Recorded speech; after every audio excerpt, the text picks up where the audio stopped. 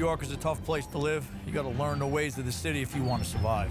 Growing up on the streets of Brooklyn, Gus Congemi learned the importance of mental and physical toughness at an early age. And it's those lessons learned that make Gus who he is today. This is a city where I grew up, where I work. And once I experienced being in the wild, something changed in me. And it's a constant struggle between the place where I live now and the place where I want to be. For over 30 years, Gus's passion for the outdoors has led him around the world. From the sun-scorched African plains to ice-covered mountains in Alaska, Gus has learned to survive in the wildest places on Earth.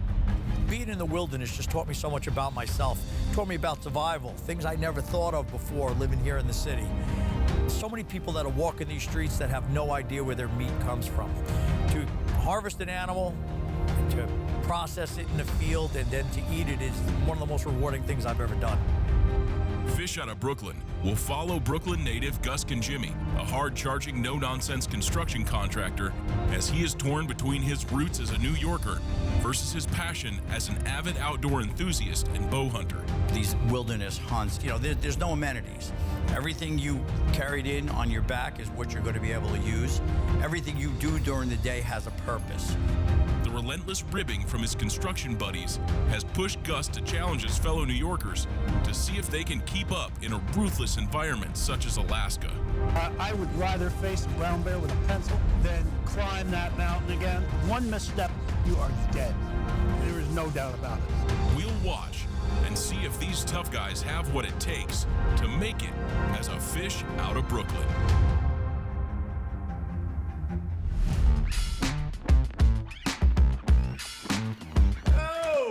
This guy coming in. No way. Hey, wait, I gotta make the doorway a little bigger for you, bro. No way. So Jared and Billy get here, and I got to be honest, it's always the same reaction to this game room. I don't react to it that much anymore because I'm here all the time. But I always love to see people's faces when they first walk in and look at these animals. Yeah, man, a lot of memories, man. A lot of memories here, bro. Yeah, this is awesome. This is pretty cool. This is wild. So when I first came up with the idea for this show, it was basically to go into restaurants and bars and places I hang out with other guys from New York and New Jersey. Tough guys. I mean, guys who are hardcore guys who really wouldn't want to mess with at a bar. And bring those guys to experience some of the things that I experienced on these wilderness hunts. And with this COVID-19 now, all the bars and restaurants are closed. So what I did was the next best thing is I invited Jared and Billy up to my house, to my game room, to hang out and talk a little bit about hunting. Gus, what's going on? And you got to get me on one of these hunts with you. Dude, you want to go, really? Yeah, I want to. You sure? I don't know, Billy. It ain't like hunting whitetail in the backyard. I'm down for a lot of hunts. I'm not hunting. I don't want to hunt When you go on a hunt like this, man, you need minimum 2 weeks. Yeah, it's cool. You need 2 weeks because you're flying in, you're using a float plane, a bush plane, bad weather, and it could last another. There's no set time limit. You might need more than 2 weeks. Yeah, no, the problem with me is it's a little tough taking 2 weeks straight like that. Yeah, you don't know if it's 2 weeks, because if you get there and the weather's bad, man, I've been grounded for a week. Yeah, right. Like an extra week. Yeah. Dude, think about that. A week more than your hunt. Hey, man, I don't think we're getting out today, brother. The storm blew in. We're kind of screwed. I'm at a different point in my life than you guys. You got a little younger than me. You know what I'm saying? You got families, you whatever. You got stuff going on. For me now, this is what I do. And I'm like, I go and I can spend all the time I want. I get home when I get home. Right. I could do it. I'll make it happen. You'd be a blast on a hunt with me. So we got. You got to get in with me. I got a hunt. I got a hunt for you guys. I got a hunt down North Carolina for black bear. I came from the mud. There's dirt on my hands. Strong like a tree. There's roots where I stand. The Great Dismal Swamp is home to the largest black bears in the United States and the men and hounds that hunt them. With only a 2-week hunting season, the Temple family spends all year preparing for the annual tradition of chasing down monster black bears with their hounds. Try to catch me all in that.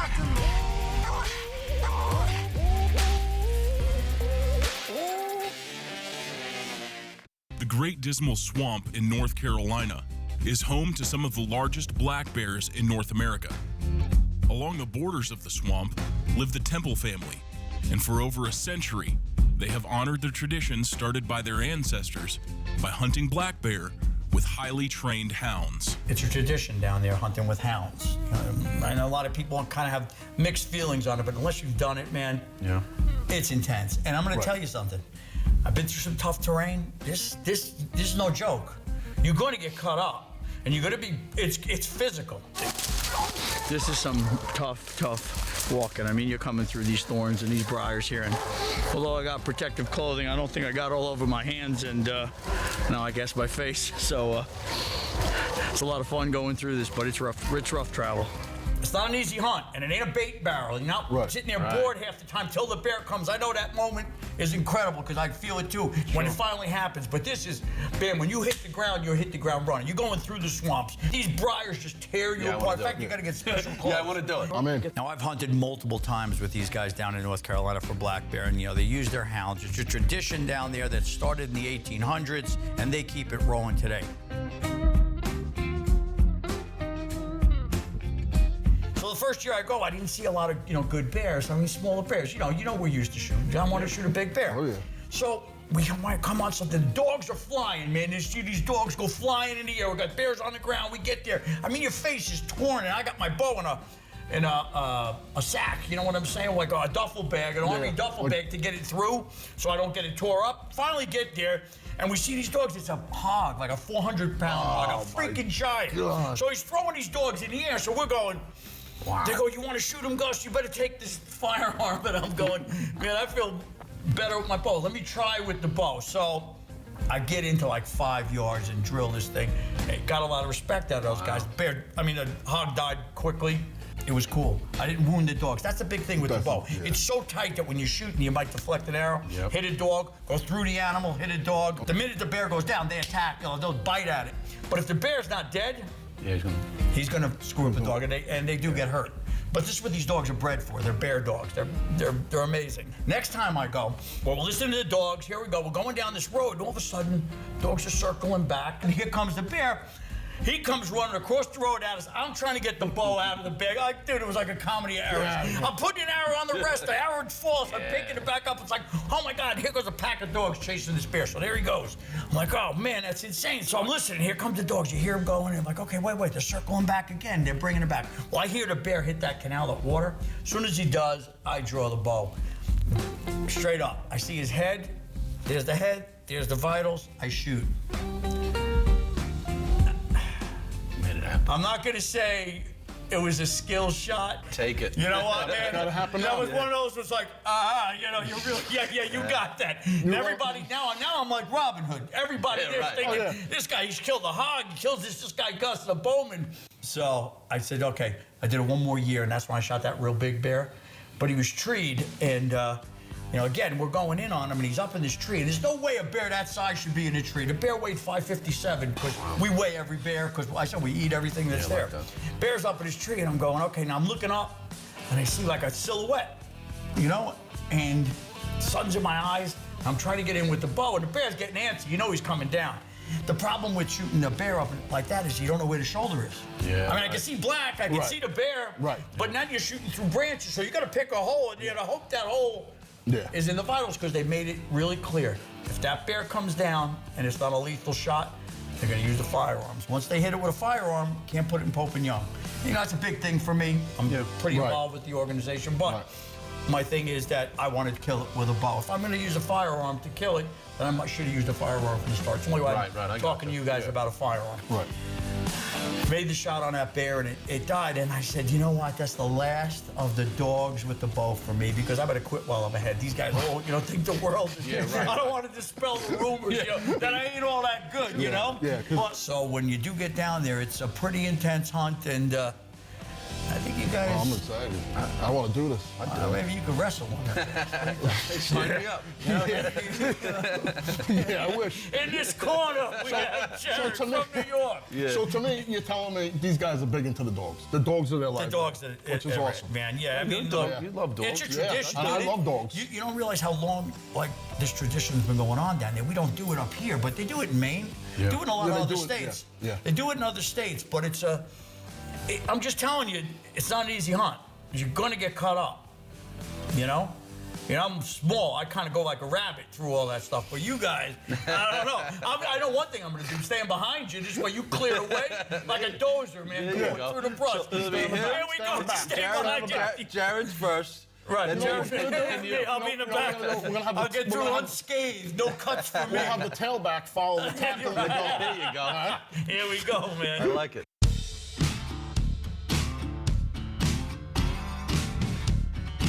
You know, so going in North Carolina with guys from New York, you know, I wasn't sure about the dynamic of bringing guys down from up here.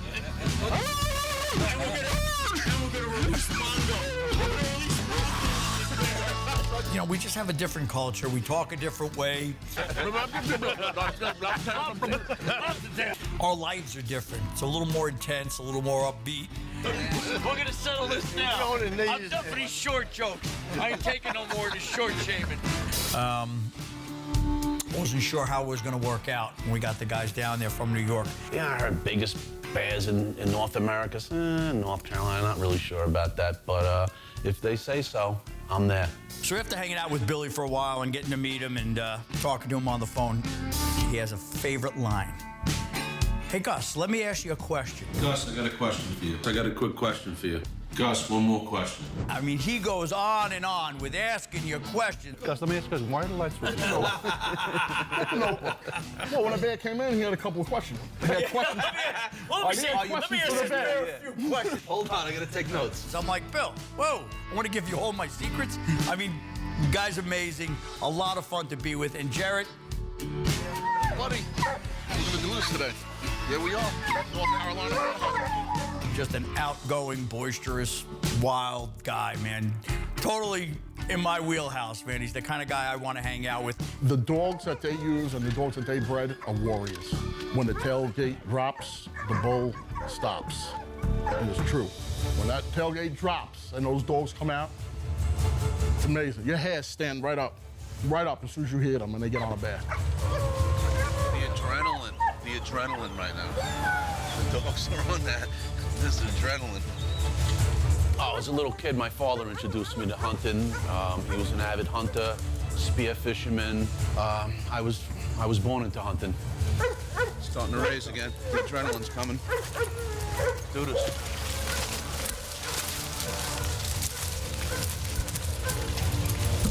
Thank God for this Dan's clothing. While on vacation in North Carolina, we're not at the Outer Banks, guys. The dogs are on a great bear, but the bear's on the ground. That means the shot placement's got to be perfect so you don't injure one of the dogs. Come here. Come here. Just as we get up to the dogs, the bear takes off and the dogs are in chase, but I'm pretty confident that we're going to get another shot. You'll catch him again, but he's a nice bear. Bear.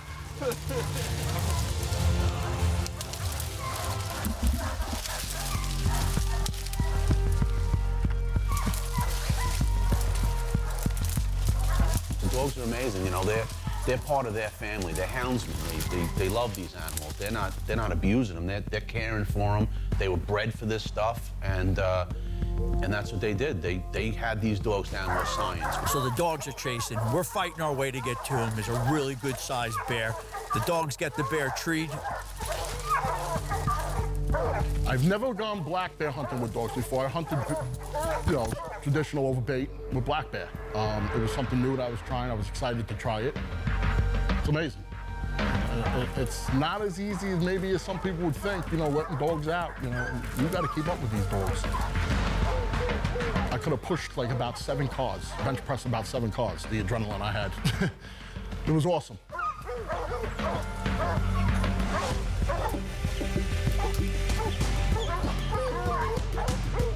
I always love this saying, it's not the destination, but it's the journey.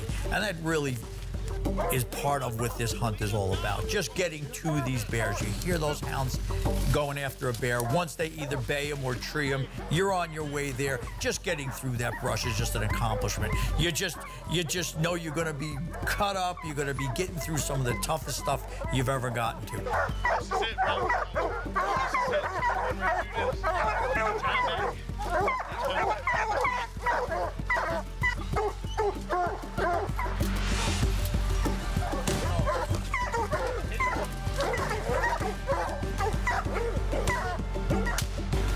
When it was time for me and I harvested my black bear, just going through it and the whole ordeal up to it and leading up to the harvest, it just meant so much to me. I was just full with so much emotions and...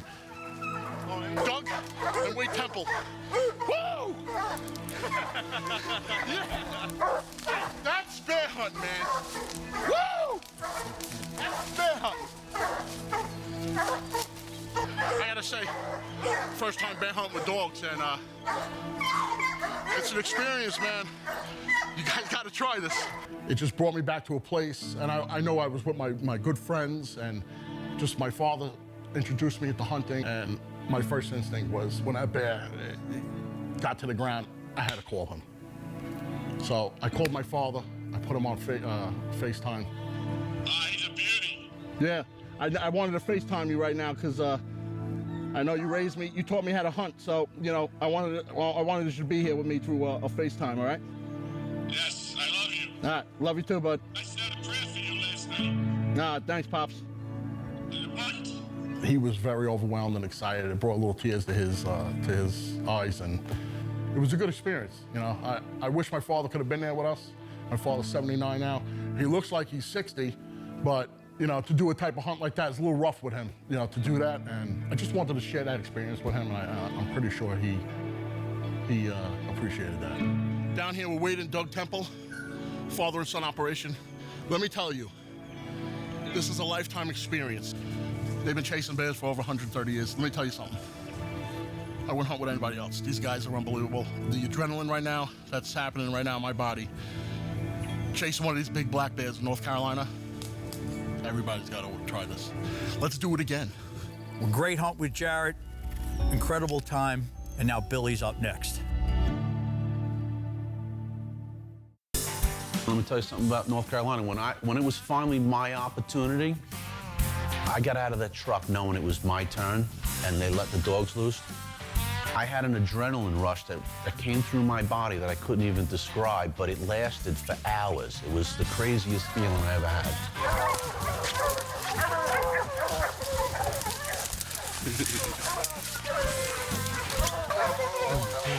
It's tough, it's thick, it's some of the gnarliest stuff you're ever gonna see. Sticker bushes, and they're not stopping. The dogs are going through it. You're not stopping. You gotta wear special briar-proof clothing, gloves. You're gonna get torn up, but you're gonna love it. I think I've shot a lot of bear in my day, but not like this. This is a style that's so unique. You wanna hunt bears, just the way to try it out. The adrenaline is what's gonna keep you going. We, after a good bear here, he just come up to the path that we're on, and he's gone right back. The dogs were walking and baying him. We almost got a shot at him, but he was just the dogs would hold around him. It was just a little bit too much of a mess. But he's gonna come back and we'll try him again. We got the win right this time. We should be able to get him. It's gonna make us rough, huh? I was pumped. I had jitters. It was my turn. I knew I was gonna do it. However, it took me 6 hours to get to him. I mean, this bear was determined to get away from me. 260 yards and he's coming this way.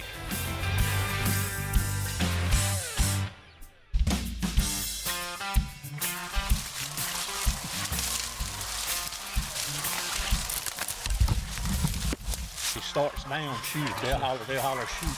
And when he hits the ground, don't shoot them.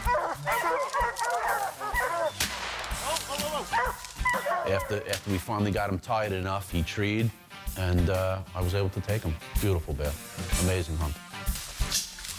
That was a good time. That was good. That was an amazing hunt. It was worth it. Yeah, big time. Billy, just a hell of a bear, and you definitely put the work in. I wasn't lying, man. You're gonna get cut up. You know, it's a lot of work. It's just because you have the dogs working, people think it's easy, but it's not. The funny thing is, I met Billy a few years ago, and Billy was in a camp in Manitoba, the same camp I was at, and we both actually hunted 3 years for one bear. You know, he got his, and about 6, 7 years later, I hunted 3 years and got mine. And yeah, I just earned a lot of respect for you because of that. That's why I don't invite people down. This is not an outfitting business. The temples run a few people and let us in, and you are deserving. A guy who could wait 3 years and wait on one bear, just not be satisfied with just any bear, deserves something like this. And you definitely put the time in, man. I want to congratulate you. Great job. Thank you. Thanks for having me. No sweat, brother. Pleasure. So this particular hunt, I was lucky enough, you know, my dad wasn't able to come along because he had passed, but I brought his 12-gauge shotgun, so I was holding him with me.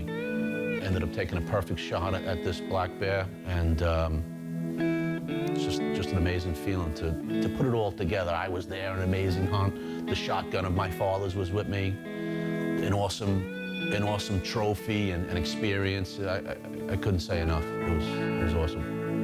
You know, the cool thing about bringing the guys down from New York and finishing up a hunt like this is they got to see how every piece of that bear meat is eaten. We all took bear meat home. We ate bear meat while we were there. And you really got the sense that what we're doing makes sense. We're harvesting our own food. You know, yes, an animal dies. I get that. For people who don't hunt, don't understand that. They might eat meat, but they're not going to kill it themselves. But when you realize that something has to die, if you eat meat, something has to die for you to get it. You really got that sense of how life should work, helping others, giving meat out. That sense of community, that sense of family just made this whole hunt worthwhile and just an incredible trip. And we'll be down again next year.